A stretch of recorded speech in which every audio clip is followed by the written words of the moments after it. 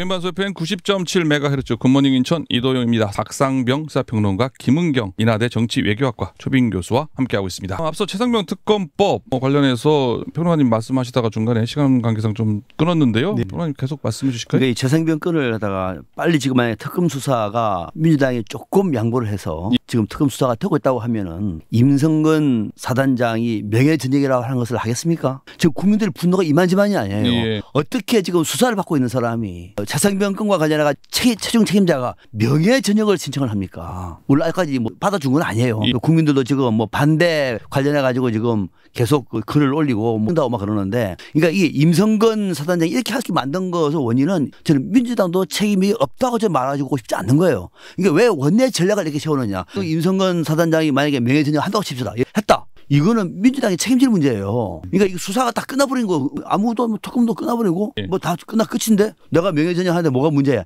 이런 식으로 갈 경우에는 이거는 보통 문제가 아니기 때문에 이번에는 제3자 특검을 추천하는 방식을 양보하더라도 임성근 같은 이런 사람이 우리 국민들 앞에 어떻게 명예전역을 할 수 있습니까? 다른 군인들 중에서 명예전역한 그 군인들의 명예는 어떻게 합니까? 그래서 저는 이번 같은 경우에는 특검법을 한번 양보하더라도 반드시 성사시켜라. 도저히 국민의힘에서 반대 못할 만큼. 그러려면 한동훈 대표의 그런 안을 좀 민주당이 좀 수용을 해야 되겠네요. 그렇죠. 똑같은 형식으로 계속 이렇게 하면 안 된다는 얘기잖아요. 그럼요. 네. 그러면 또 망합니다. 도망간다. 지금 이제 개혁신당도 이 부분에 대해서는 민주당보다도 훨씬 더 최상병 특검에 대한 빨리 이게 처리가 돼야 된다라는 입장인데, 천하람 원내대표가 내놓은 안, 그러니까 변호사 협회에서 내놓은 그 추천하는 검사, 여러 가지 제3자가 추천하는 방안이 있을 거예요. 꼭 대법관이 아니더라도. 다만 특별검사가 정말 중요한 역할을 하기 때문에 이 지금의 공수처 조사나 이 경찰 조사처럼 지금 현 정부에게 그냥 맞춰서 대충 그냥 형식적으로 하는 그런 특검은 절대 돼서는 안 되는 거죠. 하더라도. 그렇기 때문에 한동훈 대표가 제안했던 꼭 그 안이 아니더라도 뭔가 좀 지금보다는 서로 협의할 수 있는 안을 국민의힘에서 먼저 발의를 해라. 그래서 이걸 민주당하고 협의를 해서 합의를 해서 야당과 합의를 해서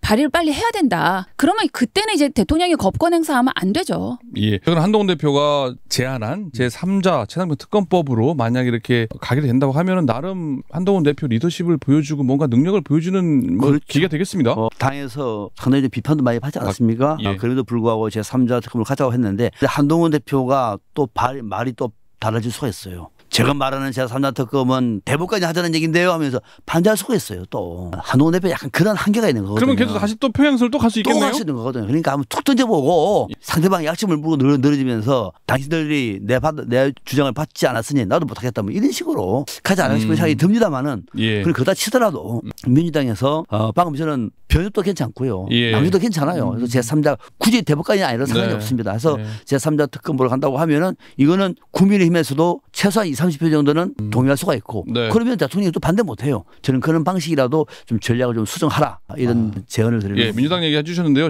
한동훈 대표가 제안한 제3자 특검에 대한 뭐 결국 그렇게 되면은 나름 역할을 한 셈이 되네요. 그렇죠. 제3자 특검에 물꼬를 튼 거죠. 예, 알겠습니다. 또 아이디어를 제공했고요. 또 하나가 이제 방송 사법이 또 그저께 다 국회를 다 통과를 했습니다. 이 역시 또 이제 국민의힘에서 반대를 하고 있는데요. 뭐 다시 거부권 또 폐기 부결 뭐 이런 식으로 갈 것 같은데, 이 방송 사법에 관한 또 한동훈 대표가 이걸 어떻게 이거를 치고 나갈지, 아니면 기존 국민의힘 당론대로 또 똑같은 스탠스를 취할까요? 어떻게 보세요? 이거에 대해서는 한동훈 대표가 공식적으로 뭔가 발언한 건 없어요. 이거에 대해서 우리는 여전히 국민의힘 입장에서는 지금 이 통과된 거에 대해서 대통령이 또 다시 거부권 행사할 거고, 그러면 재의결 안 될 거고, 이것도 마찬가지예요.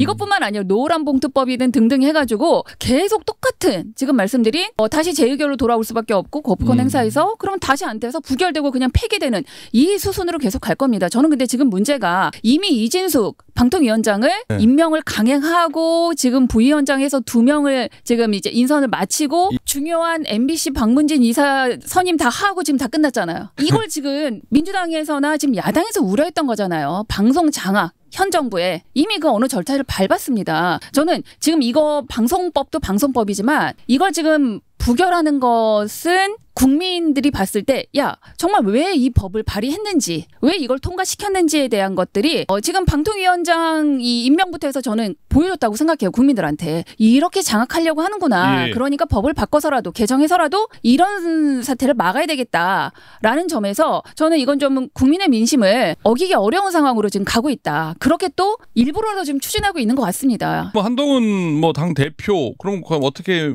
그러면 이미 다 소개 목적 달성했으면은 뭐 기존에 지금 뭐 정부 여당 방침대로 당론대로 그냥 거부권 행사하고 또 부결 폐기되는 수순은 그냥 간다고 봐야 되겠네요, 평론가님. 제가 이제 한동훈 대표가 위험하다라고 말씀드린 이유는 방금 김은경 교수님이 말씀하신 것처럼 당 안팎의 산적한 이 현안에 대해서 누구 눈치를 볼 것인가, 누구 편을 들 것인가, 어느 쪽 손을 들어줄 것인가 굉장히 중요하거든요. 예. 국민의 눈높이와 대통령의 눈높이가 같으면 얼마나 좋습니까? 민심이 당심이고 당심이 윤 대통령의 마음입니다. 이렇게 가버리면 게임 끝나는 거예요. 아주 좋은데 지금은 거꾸로 가고 있단 말이죠. 국민 여론은 동쪽으로 가는데 윤 대통령은 지금 서쪽으로 가고 있단 말입니다. 이런 상황 속에서 그 중심을 잡아야 할 직권은 어떻게 누구 손을 들어줘야 될까요? 국민을 손을 들자니 대통령실 가만히 안 있을 것 같고 대통령실 손을 들어주자니 국민들이 내칠 것 같고 이러지도 저러지 못한 상황에서 그나마 조금 저는 이번에 자생변권 가지고는 나름대로의 입지를 조금 탈 수 있을까 싶은 생각이 들었는데 이 방송사법은 알 수가 없어요. 알 수가 없다. 본인도 이 내용을 잘 모를 거예요 아마.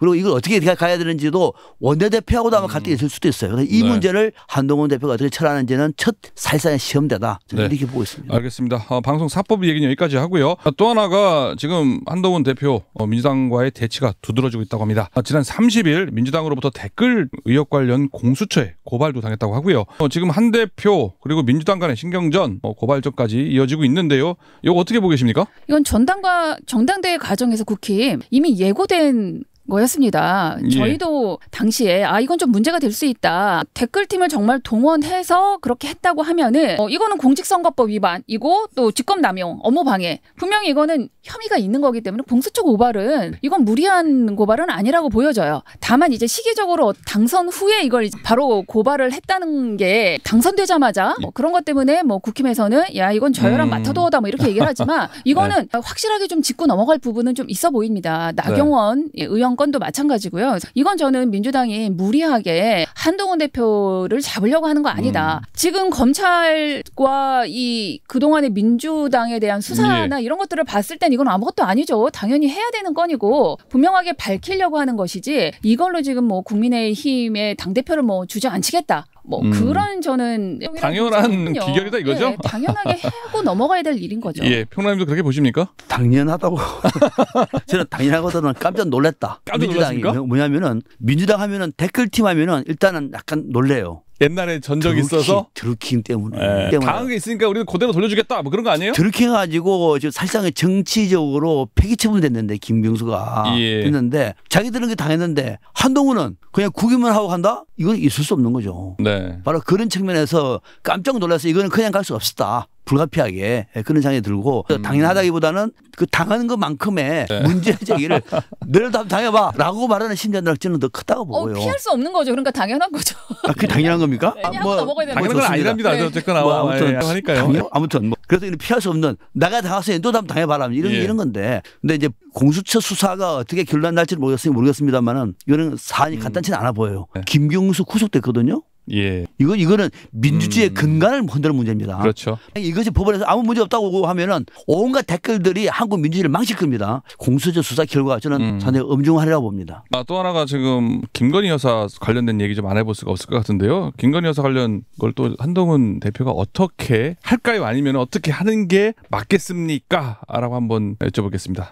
엊그제 독대했을 때 아마 김건희 여사의 제2부속실 설치와 관련한 얘기도 뭐 나눴다. 뭐 이런 얘기가 있는데 당연히 이걸로 퉁치고 지나가면 안 되는 거죠. 김건희 여사 건은 특검으로 갈 수밖에 없습니다. 지금 검찰 조사 보셨잖아요. 저는 한동훈 당대표와 윤석열 대통령이 이런 불편한 관계로 간 건 김건희 여사 건이에요. 누가 봐도 올 1월 초에 있었던 이 문제야말로 최상병 특검과 동시에 분명하게 한동훈 대표가 국민의 눈높이에서 이거야말로 처리해야 될 문제다. 예. 라고 생각합니다. 그러니까 이걸 계속 또 김건희 여사와 관련된 것을 이 전과 다르게 또 묵묵부답하거나 또는 시간을 끌거나 대통령실의 눈치를 보거나 하는 순간 저는 그동안 당대표로서 자기가 공언해왔던 여러 가지 공약들 그 안에는 전 중요하게 김건희 여사 관련된 게 네. 저는 분명히 있었다고 봅니다. 공수표 날린 거예요. 그리고 여전히 윤 대통령의 눈치를 보고 있구나라는 걸로 읽힐 수밖에 없습니다. 저는 이 부분이야말로 좀 정확히 좀 해야 될 것 같고요. 이제는 한동훈 대표가 윤석열 대통령과 대등한 위치에 있습니다. 이제 상하 관계도 아니고요. 아바타도 정말 아니에요. 그렇기 때문에 저는 김건희 특검법 이거 순리대로 해야 된다고 생각합니다. 깔끔하네요. 그냥 특검을 가면 된다. 네. 그죠? 평론가님. 민주당이 특검으로 가는데 여당에서는 또 막을 수 없지 않습니까? 예. 막을 수 없는 건데 중요한 거는 김건희 여사 특검법에 대해서는 국민 여론이 압도적으로 높아요.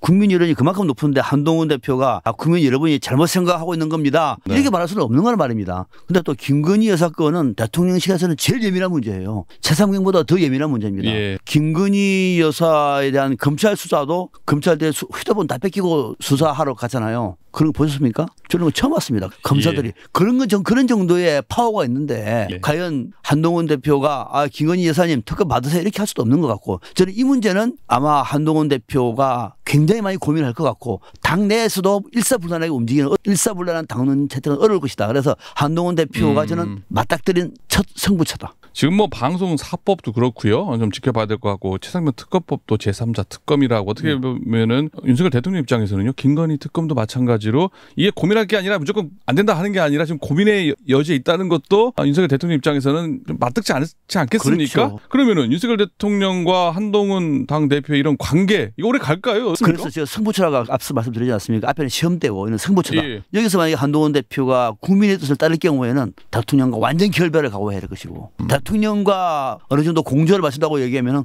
국민으로부터 멀어질 것인데 네. 어떤 길을 택할까? 저는 한동훈 대표가 국민을 버릴 것으로 봅니다. 결국 윤 대통령과 예. 같이 갈 것이다. 그러면 네. 뭐 불편한 동거를 계속 하겠네요. 그렇죠. 네. 좀 불편해도 계속 같이 간다. 같이 갈 것이다. 개혁신당에서는 저는- 뭐 동거가 한 달밖에 안 될 것이다라고 얘기할 정도로 네. 이거 오래 못 갈 것이다. 국민의 편 든다. 뭐 이런 게 볼 수 있을 것 같은데 어떻게 보세요? 한 달보다 더 짧을 수 있을 것 같습니다. 그거는 국민 편에 든다. 한동훈 대표가 국민 편을 든다. 들어야 한다. 한다. 네. 한다는 당연한 거죠, 그럼요. 든다. 든다로 가겠습니다. 네. 맞불쇼니까 든다로 갈게요. 왜냐하면 저는 이 정점식 의장의 사퇴를 공식화하기 전까지는 이렇게 또 이 당직 인선조차도 대통령실의 눈치를 보나? 라는 좀 생각이 들었어요. 그래서 예. 안정과 화합을 계속 얘기하려고 하나? 우리는 하나다? 이 대통령과의 20년의 관계를 끊지 못하구나? 라고 저도 관계를 사실 의심했습니다. 그런데 당장 어제 만나고 바로 얘기했잖아요. 사퇴한다, 안 한다를 떠나서 분명히 예. 저는 한동훈 당대표가 새로운 정책위장을 임명하리라고 봅니다. 그게 시작이라고 봐요. 그러면은 안에서의 친윤과 친한 간의 갈등은 더 첨예화될 수밖에 없어요. 그러면 본인이 정말 3일 천하 그냥 그러고 내려올 겁니까? 그만두려고 이렇게 힘든 네. 이 과정을 거쳐서 당대표가 됐습니까? 아니라고 봐요. 본인의 목표가 있잖아요. 그런 첫 발을 일단 띄었다면 처음이 예. 힘들고 그 다음에는 좀 덜 힘들 겁니다. 최상병 특검 말한 거 있으니까 국민의 눈높이에서 처리하십시오. 예. 그럼 김건희 여사 건까지 건든다. 그럼 대통령이 가만히 있겠습니까? 예. 가만히 안 있겠죠. 그렇죠. 그러면 그때 보십시오. 내가 국민과 대통령을 정말 선택해야 될 기로에서 한동훈 대표가 여기서 그냥 그만둘 거면 다음 대선을 생각하지 않을 거면 다음이 없다면 그냥 대통령 같이 가십시오.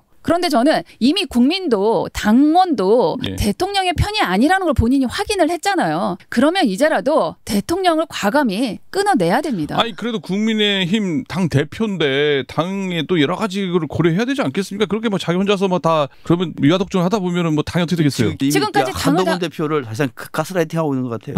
지금까지 당을 윤석열 대통령이 자주유지 해오지 않았습니까? 그래서 이 모양이 됐잖아요. 그러면은 지금 당 대표가 윤석열 대통령하고 어쩔 수 없이 지금 갈등 관계를 겪고 이걸로 인해서 아무것도 할 수 없다? 그럼 본인이 여기서 다 포기할 거냐고요. 알겠습니다. 어쨌거나 한동훈 대표가 윤석열 대통령과의 어떻게 보면 갈등은 더 심화될 수 있고 국민의 입장에서 그게 스탠스를 취할 것이다. 최상병 특검과 김건희 여사 특검법을 해보면 알 겁니다. 예. 반면에 그래도 평론가님은 그렇지 않을 것이다. 뭐 대통령과의 뭐 이런 건강 긴장 관계라고 하잖아요. 아직까지는 한동훈은 힘이 없다. 당내 기관도 없고요. 정치도 모르고 정치 한 수 앞서 가르쳐 줬잖아요. 정치는 사람을 자기 편을 만든 거라면서요. 한 수 줄 정도로 아직 여유가 있기 때문에 한동훈 대표가 지금 대통령실과 각을 세워서 할 수 있는 건 없을 것이기 때문에 당분간에는 대통령실 고개를 숙일 수밖에 없다. 이번에 당직 인선과 관련해서는 어제 정진석 비서실장 만났어요. 거기서 사인을 준 겁니다. 그냥 하시라고. 이번 뜻대로 하시라고. 그래서 가는 거예요. 뭐 사실 별거 아닌 거죠. 사실 별거 아닌 거죠. 그 그러니까 정도는 뭐 진짜 중요한 거는 그 뒤에죠. 김건희여서 접근법에 이거 너 안 하면 큰일 나. 예. 알지? 네. 같이 가는 거예요. 여기서 만약에 진짜로 국민의 피를 들고 대통령을 버린다. 그러면 이거 여권에 상당히 큰 충격파가 올 것이죠. 그 정도는 저는 아니다. 한동훈 대표에 대한 일종의 윤석열 대통령의 그 말 그리고 지금 당직 인선에 대한 견제구가 어느 정도는 이 정도 선에서는 서로 이렇게 양해하는 거네요. 그렇죠, 그렇죠. 그 뒤에 2라운드는 사실 그렇죠. 어떻게 될지 모르지만 그렇죠. 그래도 한동훈 대표는 윤석열 대표와 아니 대통령과 갈 것이다라고. 특히 김건희 여사 문제는 어쩌면 앞장서서 막아줄 수도 있다. 그래서 김웅 교수님이 얘기하는 그런 가스라이팅은 안 통할 것이다. 그러면 뭐 한 1분 정도씩이요. 그래도 뭐 지금 그 어떻게 관계가 이렇게 흘러갈 것이다라고 전망은 해주셨는데요. 앞으로는 이런 식으로 좀 더 했으면 하는 바람. 한동훈 정치인으로서 한동훈 당 대표가 이렇게 했으면 좋겠다는 얘기 좀 듣고 마무리하겠습니다. 저는 당 대표의 압도적 승리에 여러 이유가 있겠지만 한동훈 당대표를 차기 대선 주자로 봤기 때문이라는 것도 한몫했다고 생각합니다. 그러면 지금 물론 일부러 대통령하고 척을 지라는 게 아니라 이게 국민의 눈높이에서 또는 국민들이 원하는 방향과 맞지 않는다. 지금 대통령의 요구가 대통령실의 요구가 그렇다면 저는 국민의힘의 당대표로서 다음 본인의 어떤 정치 행보뿐만 아니라 당을 위해서라도 과감하게 결정해야 된다. 그게 당원의 뜻이었고 그것이 곧 민심의 뜻일 거다. 그러니 당대표가 된 본인의 이유를 다시 한번 생각해 보길 바란다. 저는 한 두어 달 뒤에 우리 시청자분들이 박상명 틀렸다. 대신에 김은경 교수 옳았다. 그런 평가가 나오기를 저는 기다리겠습니다. 뭐 전망은 그렇지 않을 것 같긴 한데 그렇게 됐으면 좋겠다. 그래야 우리 국민 그리고 우리 대한민국을 위해서 여당이 살 살고 것이다. 그래도 국민의힘이 사는 길이다. 하지만 쉽지는 않을 것이다. 그죠? 알겠습니다. 오늘 이야기 여기까지 듣겠습니다. 정치 맛보쇼 오늘 두 분 출연해 주셔서 고맙습니다. 고맙습니다. 네, 감사합니다. 지금까지 박상병 시사평론가 김은경 인하대 초빙 교수였습니다.